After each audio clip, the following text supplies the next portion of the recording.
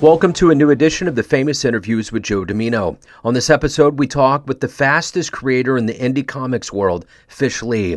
He is a writer and artist living with severe Tourette syndrome. This left him crippled in a wheelchair for 15 years, unable to walk, talk, and see most of the days. Trapped in a body that didn't work, he often spent many days using the one eye and one thumb that worked to become an online advocate for those living with TS, slowly typing out messages of encouragement on his phone. As his health slowly improved, he took advantage of the pandemic to follow his dream and make comics full-time. It's a fascinating story of courage, hope, and resiliency. Enjoy this interview. Oh, man, I love your name. I love that handle. It just works really well. Thank you. I appreciate that. Especially in your line of work. It's like, if you're there with a bunch of people doing the same thing, it's like, I'm going to go over and see this guy that's named Fish Lee. He sounds like he's got everything figured out. So that's definitely stands out. It's definitely easy to find on Facebook. There's like me and a bunch of Korean girls named Fish Lee. And so I'm pretty easy to find. I'm the old one with a beard. Well, there you go. You could, there's so many directions you can go with that description right there. Mm-hmm. So Fish, tell me how, now that we're coming out of this pandemic, how did you do? How did you survive as a creator during this pandemic? And ultimately, how did it change you? Man, I thrived. I thrived in a way I did not expect. I'm living with severe Tourette syndrome. I'm disabled. Most of the time I can hardly walk around. For 15 years, I was stuck in a wheelchair. I couldn't hardly walk, talk, or see most days. And it's been brutal. But over the last few years, I had tried better medicines and better techniques of dealing with it, and I had learned how to better take care of myself and give my body what I need. And I was able to start doing a little bit of work. And I tried finding a job, but nobody wants to hire somebody that may not be able to come in for 3 days, may not be able to drive today, might not be able to talk today. And so I ended up having to start a career from scratch a year or two before the pandemic. And I had a lot of skills I was looking at, and I was like, you know what? Drawing comics is my passion. I'm going to give it a shot. I have nothing to lose.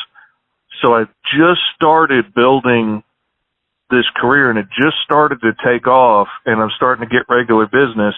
And then everything shuts down for the pandemic, and they're talking about non-essential workers. And I'm like, oh my God, there is nothing less essential than drawing muscle men beating each other up in their underwear. Like, I am going to go broke. I'm going to lose the house. I was terrified. I worked steady all through the whole thing. My business took off. Every time a stimulus check came in, I got a stack of new books offered to me to draw. And I was like, that check was designed to pay your bills, right? Like, I will gladly pay my bills with it, but just check in, like, you're good on your end, right? Oh, yeah, I'm working. No problem. Here, you take it. So, man, my business grew like crazy. I had to start turning work down, and I've been working steady ever since. I've done like 40 books in the last 4 years. I'm literally one of the fastest dudes in indie comics, and I am right now in the process of transitioning over to hopefully mid next year sometime. I will be doing only my new book, Green Zone, which is amazing. I mean, if for some reason the fans don't love it as much as they've been excited about it, and if, it doesn't sell, I go back to drawing other people's comic books for a living. That is not a bad second place, son. I'm here to tell you. So, man, I'm loving it. I came out of the pandemic with a beautiful new wife and a new family and a new home, and I'm living the dream, son. That's wonderful. You know what they always say, find a career that doesn't feel like a job. Oh, man. I mean, and a lot of times I put in like 11 to 16-hour days a lot of the time, but I freaking love my job, and I wake up excited to get back to it again. And I used to make a lot more money when I was just doing freelance graphics and I was mostly doing like logo design and stuff, business cards, things like that. I made per hour what I often make per day now doing comic books. But I am so much happier. I am so much more fulfilled. My clients are so much happier. I'm always working with clients that are experienced with hiring artists. They do this regularly. They know how to ask for what they want. If they need a correction, they know how to clearly tell me what they need. You know, when I was doing logo design, I was always working with people who had never commissioned an artist before, had no idea what they were doing, had no idea what they were wanted. They just, something awesome. I'll know it when I see it. And I spent 90% of my time, like I actually had to add in time on the budget just for explaining to new clients how the process works. This is where you're going to make revisions. This is where you're going to make revisions. And after this point, if you want to make changes, it's going to cost extra money. And I explain it to them and explain it to them. And then we get there and they're like, well, why is it going to cost extra? Because remember what we were talking about? Like it felt like being a kindergarten teacher. It's like, we don't eat the paste. And when we pull the paste out, we're not going to put it in our mouths, are we? Because we don't eat paste. Why do you have the paste in your mouth? Like it's just over and over and over again because they haven't done this. They don't know what they're doing. They don't have any experience at this. And now I'm always working with professionals. I'm working with people who know what they want. And if there is the occasional problem, they know how to offer clear, concise correction. Like, no, I want it to be this color, or I want them to be this tall, or whatever it is. And it is so much easier, and everybody's so much happier. My clients are always super ecstatic when they get the pages, and oh my God, it's more amazing than I imagined. And, where before I send the clients their logos and like, oh man, that's great. And then they come back the next day. Well, I showed my brother and he thinks this looks bad, so we need to change it. And you send it back. Oh man, that's great. Oh, I showed it to my neighbor. I swear to God, dude told me, well, my neighbor said blue looks too gay. And so we had to change the color scheme. And 15 changes down the road and a whole lot of extra expense for changing it. And then the client's not happy because it's not the design they asked for in the beginning, but they let everybody else have an input on it. Oh, so frustrating. I love working with indie publishers. Well, totally. And, you don't really probably at the end of the day care about that work anyways. I mean, you got people haggling over work that you could care less about at the end of the day. Yeah. Whereas, and I got to wonder with what you're saying is, you talked about how your health and getting a better handle on, your health and being better. How much of that do you think was turned around by the fact that you were actually doing something for your day job that you really loved? I mean, how much did that translate to you getting to a better physical state? That helps a lot because even on bad days, like I've had to build my freelance career around my disability. So most of the time I'm working from my recliner in the living room on a tablet, and because the recliner is easier on my back. And, because it takes my entire focus, because it gets all the aspects of my brain firing at the same time, and I'm using my imagination and I'm using my, mathematical, geometrical reasoning skills and all of this stuff, it has my complete focus, which helps calm my tics for a while. When my brain is that focused, I don't get as many misfires in my brain that send out random signals that make me, yelp or twitch or whatever. Now, once I'm done working, sometimes all that stuff that's been built up and held off comes barreling out.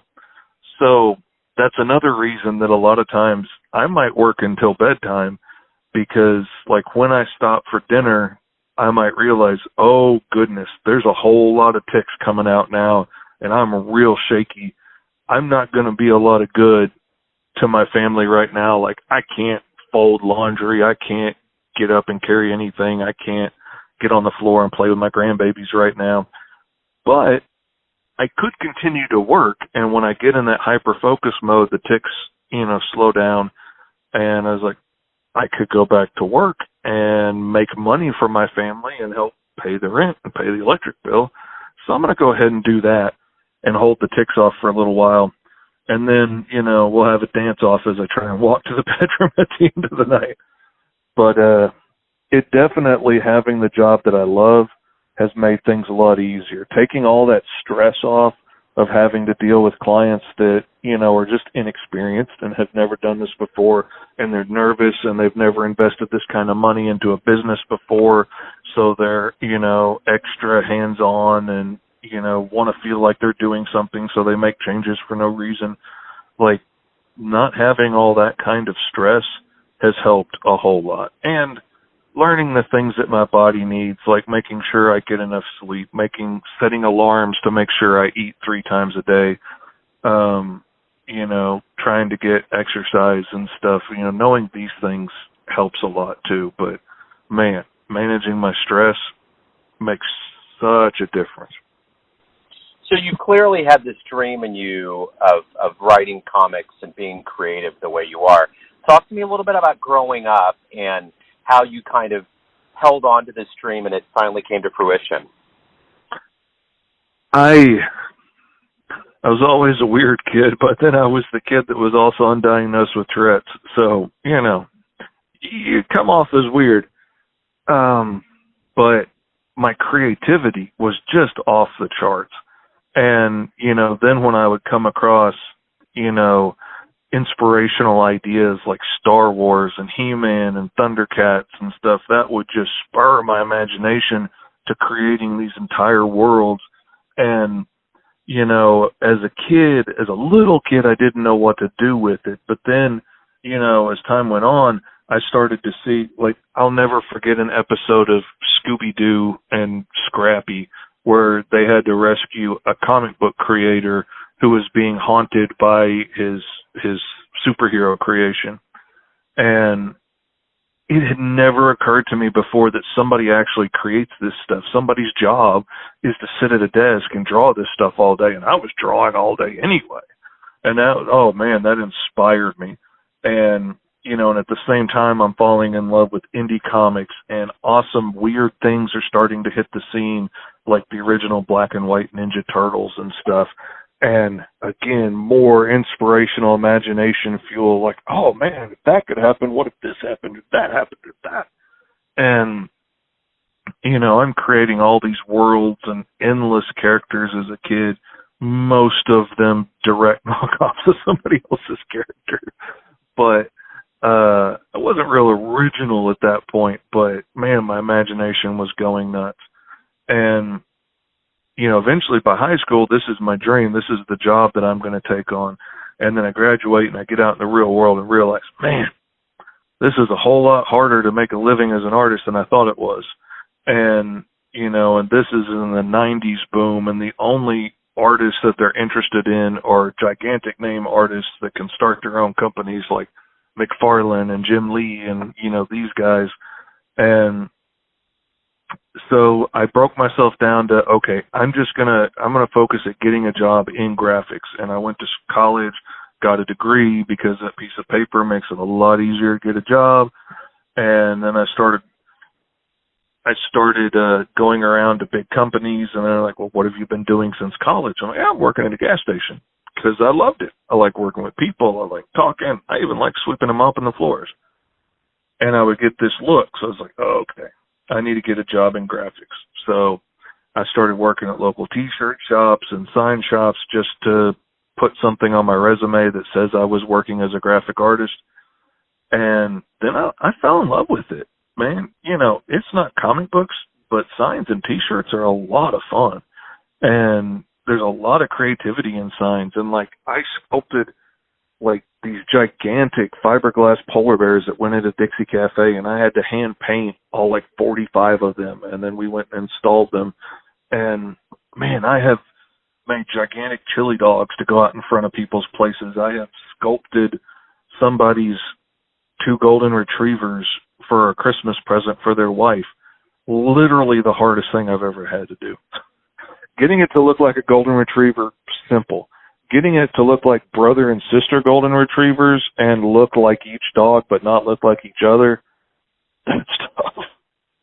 But yeah, so all this time I'm working in art, but I'm still working on comic ideas on my own. I tried to self-publish a comic back when I was like 20-something, but I was a kid trying to prove how grown up I was, so I filled it full of all kinds of grown-up things, like graphic nudity and graphic violence and profanity, and just to show, what a grown-up I am, because that's what grown-ups do. And nobody wanted to sell it, and if they would, it had to be wrapped in plastic and wrapped in brown paper and put in the back behind a curtain, and you had to show ID to get to it. And then they wanted like 80% of the cover price, and there's no profit in that. Now I'm glad that book's not out there with my name on it, but, I was a kid. I didn't know any better. I did a few small comics over the years for, like, local organizations that wanted to make a giveaway, something or other. Did some for our local church that we gave away in our feeding backpacks for, hungry kids. And then, all of a sudden my Tourette's, which I still didn't even know I had, I wasn't diagnosed until I was 30, got super severe, and I couldn't work anymore, and I couldn't take on freelance clients anymore, and spent years trying to figure out what it was and get diagnosed. And then I spent like 15 years in a wheelchair, unable to do just about anything. And yeah, I ended up spending that time, because I'm not just going to give up. I'm not going to just say my life's over and, I can't walk and I can't see and I can't drive and I can't talk. But, I can do something. So if I could get one thumb working and I could get one eye open, I spent my time becoming an online Tourette's advocate for people online. Once I got diagnosed and found out more about it and learned about the community, I spent my time online, counseling with people, advising people, trying to help, encourage people, meeting new parents whose kids just got diagnosed and, help them realize that their kid's life's not over and they can do pretty much whatever they want to. They might have to find some new ways to do it, but they can do it. And it was really an amazing time. And I met a lot of adults through this process that had Tourette's that were just broken. I met women in their 40s and 50s that won't go grocery shopping, won't go outside, can't get a job, can't drive, won't go meet the neighbors because they're convinced if they go outside, everybody's going to line up and tease them like they did in second grade. And, they're just so damaged from their childhood experiences that they won't even try to live their life now. And I met a kid that broke my heart. He was 19 years old. He's on, he's on disability payments. He's on food stamps. He's living in the projects. And he's telling me how his life's over. He's never going to be able to drive or hold a job or get married or have kids. And I was like, why? How bad is your Tourette's that you can't do any of this stuff? Man, I blink all the time. And I swear like 4 or 5 times a month. I was like, dude, man, you could do anything. I can't see. I can't walk, man, but I'm still getting out and doing stuff. I'm still getting people to haul my butt in my wheelchair up to Walmart, and I go zipping around with my kids on the back of my wheelchair and, having fun and meeting folks and going and doing stuff. Man, go get a job. I know a million places you can work in the back. Don't nobody care how much you swear or how much you blink, but his dad had told him he was broken when he was a kid, so he's broken, and there's no getting around it. And try as I might, I couldn't figure out how to get through, 20, 30 years of, negative programming that I've got no hope. I can't do anything. I'm broken. So I figured the only thing I could try and do was get through to the kids before they got that far. So when my Tourette's started to ease up a little bit and I got on a mix of meds that helped and I got a laptop that I could draw on and I could adjust the settings to help kind of ease out my trimmer so it wasn't as obvious when I drew. And, I can't be trusted with an open bottle of ink and a brush anymore on white paper. That's disaster waiting to happen. But I can work digitally and, use tools that can help cope with some of my issues that I still have. And I had started doing some drawing, and I was like, okay, I can do this. So I did a book, T-Man and Hyperstrike, about a superhero team. He is the living embodiment of Tourette syndrome, T-Man, and Hyperstrike is his partner, and she's got ADHD.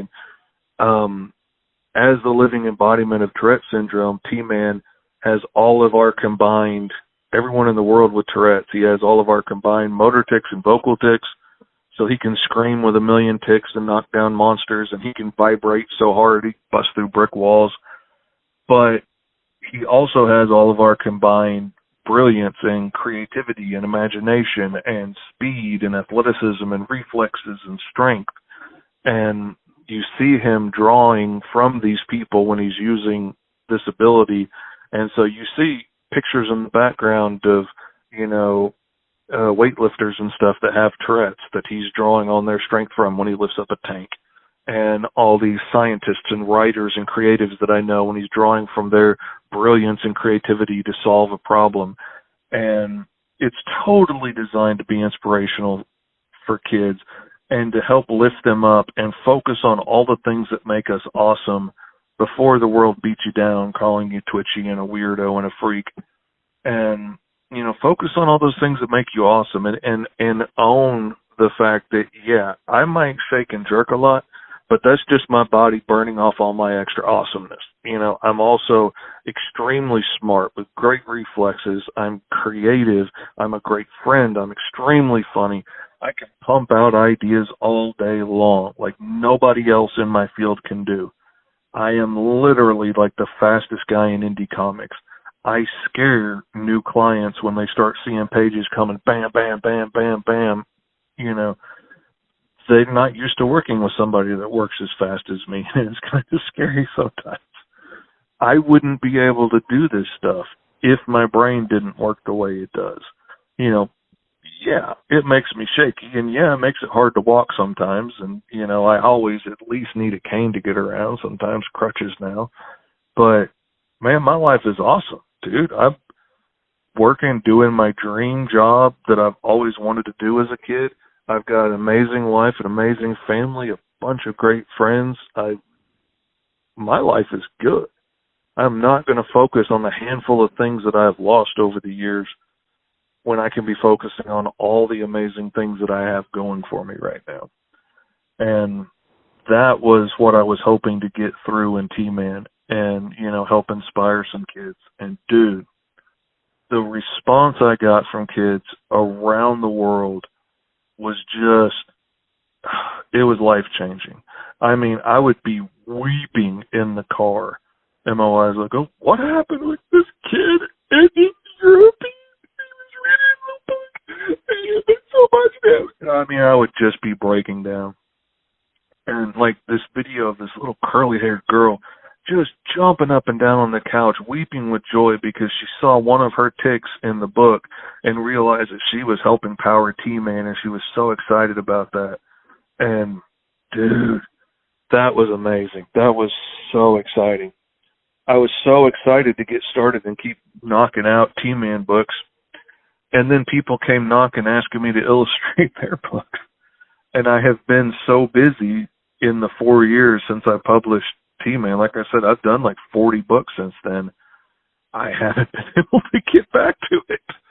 This is the first time in 4 years that I've been able to get back to one of my own stories. And I wish I was going back to T-Man, but I wanted to get some of my other stories told. We never know how long we got, and I want to make sure I get some of the other ones out there too. So I just launched my own book, Green Zone. That's the first time in 4 years that I'm getting to write and illustrate, and it's completely my baby. And the response has been amazing. The Kickstarter went better than I would have hoped for, and the people that have already gotten their copies are super stoked about it. And I just finished up issue 2. I'm starting on issue 3 right now, and things are going well with it. I am super excited. It took a long time to get here, but I'm grateful to be here. I think about what people have to overcome and other people don't realize. And, he got a job this summer, and I remember taking him to his job, and I said, you can do whatever you want with your life. You can absolutely do whatever you want. And I think that's very important, like with the kids that are reading this and feeling like there's a community. I think, I've been in the special needs community. He's 17 now for his whole life. And it's a big deal when you have that support, and then you have someone out there in that realm that's coming up with these stories that are weaving in what they do. So that's wonderful that you're doing that. I appreciate that. So in your life, for all the inspiration that you have and you give to people now, who have been mentors or heroes for you? Oh, man. I tell you, some of the men that have been most inspirational to me in my life and have had the biggest impact on my life, like many of them have been in my life for very short times. Like my stepfather was very inspirational, and he really set a high bar for what it was to be a man, and he was there for a long time. But a lot of the other men that, like, it's one of those times where you meet somebody and you spend time with them and your life is forever diverted and changed in a new direction. A lot of those guys I spent maybe a few months with or a couple weeks with, and I'll never forget this one guy that I met. He was just some random dude that I hung around with in college, stopped by sometimes, and, we'd play role-playing games and whatnot and talk about art because we were both in art school. We went over to his house to hang out and listen to some music that he was, composing, and we met his dad. And for like the next 2 weeks, me and all my buddies took any chance we could get to go over there and hang out with his dad and just listen to his dad talk to us. And, he was an older artist, an old hippie. And the stuff this guy would lay on us was just really made us think, and really made me think about my entire life up into this point and how I live my life, and how the way he explained it is that we are all living our life as examples. And it doesn't matter who you are, where you are. It doesn't matter if, you're a major league ball player or a movie star or an engineer or a janitor. It doesn't matter where you are in life. If you got a million fans or somebody is looking up to you and wants to be just like you. It might be your kid. It might be the neighbor. It might be a friend from high school. But people are looking at you wishing that they could be who you are and have what you have. And that we had a responsibility to set a good example for them to follow and to be honest in our example. Because if we lie about it, if I get on here and, I'm not rich drawing comic books. I'm not driving around in fancy cars and flying around the world to conventions. I'm making a living as a comic book artist. I scrape by sometimes. I'm always working to try and put more money into savings because every once in a while, my Tourette's might act up and I might not be able to work for a couple of weeks, and it'd be nice to have some cushion there when that happens. If I live my life in a lie, portraying myself as being bigger and grandiose and richer than I am, and people try and follow this example that I've set, but they can't get to the same place I am because they don't realize that I'm lying or I'm cheating or I'm working the system or I'm taking advantage of you by lying to you to get here. They're not going to be able to get where I say I'm at, and that's just going to be frustrating, and that's going to be hard on them, and that's going to cause them to start breaking rules and lying and cheating and stealing and whatever to try and get to where I'm telling them I'm at. And man, it really just changed the way I looked at everything, because I realized, even in high school, hanging out, with the hoodlums and thugs, I was a leader among these dudes without even realizing it. And looking back, there's a whole lot of guys that followed my example, and a whole lot of guys didn't make it out the way I did. They weren't playing with the same set of tools that I have. They, they followed the example I set, and, some of them never got clean, some of them didn't survive, and, I feel horrible about that now, and wish I had set a better example then. But ever since, I have tried my best to live my life as an example, and I have been nothing but blessed for it. Like, I just thought I was cleaning up my own act and, and was setting a better example for my kids and the other men around me and below me coming up. I did not realize the kind of harvest and seed I was sowing that I was going to be reaping years down the road. And I am so grateful for the influence that dude had on me when, like I said, we spent like 2 weeks listening to this dude, and then like the semester was over and they moved and never saw him again. And I'm eternally grateful for the example that he set. So if you could meet anybody alive on the planet right now and talk to them, who would it be? Oh, good gracious. Oh, the name is on the tip of my tongue. Wrote the book, If Chins Could Kill. The actor from the Evil Dead movies. Sam Raimi's buddy, sticks in all the movies. He was in all the Spider-Man movies, like as the guy at the opera, or at the theater with the door shut. Oh. He played Ash in the Evil Dead. I know his name. Who you're talking about. I don't know his name, but I know Steve who you're Campbell. talking about. Yeah. That's somebody I would like to meet. Like, I go to a lot of comic book conventions, and there's all kinds of famous people there. I actually got to meet the kid that played Data on the Goonies, who was a huge influence as a kid. Like, he is literally the reason that I'm an artist now. And I got to meet him and give him a copy of some of my comics and tell him how much I appreciate the career he inspired me to work on. And I did not cry. I almost cried, but did not cry. And so that was really cool. But yeah, I'd like to meet Steve Campbell and just hang out. Most of the actors that come, I don't really care to stand in line and, get a signature. Just not my thing. But man, what I wouldn't pay to like get a pizza with him and hang out for a while. That's the essence of this question.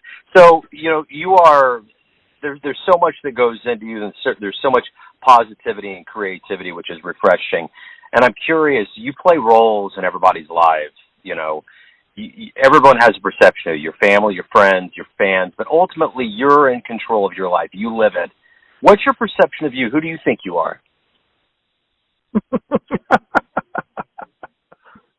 Deep down, it's funny because everybody does have different perceptions. And, my kids hear the stories of when I was in high school and stuff, and they think like I'm some kind of criminal in hiding or something. My son is always telling me how his friends think it's just Mr. Fishy's neighborhood over here all the time, and I just walk around wearing sweaters and, changing my shoes, and that I'm just this sweet old man. And I'm like, that's a great reputation to have. Like, I don't mind that. I would much rather have that than, the scary thug terrorizing a small town. I will take it.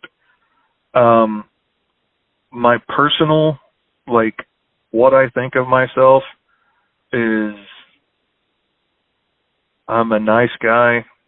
I'm a very creative guy, and I'm doing my best and trying to tell as many of my stories as I can before I'm gone.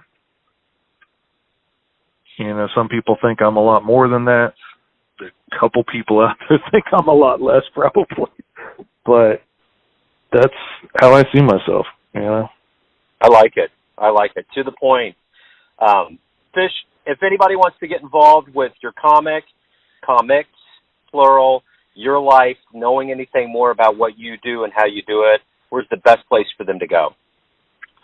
You can go to Mr. Fish Comics just about anywhere. I'm on all the social media as Mr. Fish Comics. You can follow my TikTok or my Facebook or, Instagram, Twitter, whatever.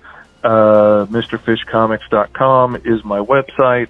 It's primarily just aiming people towards my last Kickstarter, but I need to update it again.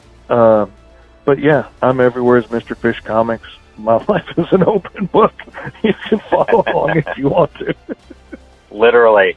Fish Lee, man, you're a titan amongst men. Thank you for your time. Good luck with everything. You're an inspiration. This has been wonderful. I appreciate your time today. Thanks, man. I appreciate it. I had a lot of fun. Thanks for tuning in to another famous interview with Joe Dimino, where we cover the world of art, literature, and music around the globe. If you want to hear more interviews, visit the Famous Interviews with Joe Dimino channel on YouTube. Thanks again for listening, and until next time.